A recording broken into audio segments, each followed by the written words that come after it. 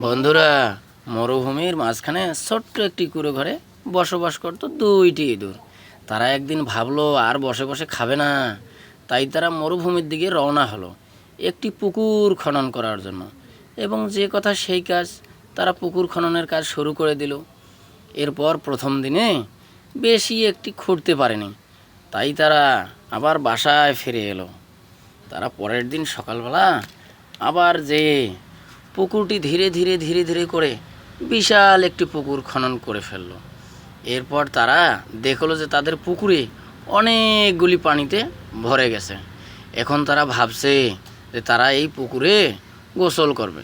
যে কথা সেই কাজ, তাই তারা পুকুরে নেমে পড়লো এবং গোসল করলো। গোসল করে তারা বাড়ির দিকে রওনা হলো। কিন্তু পরের দিন সকালবেলা বালতি ভর্তি করে মাছ নিয়ে এলো এবং এই পুকুরে অনেকগুলি ছোট বড় মাছ ছেড়ে দিল।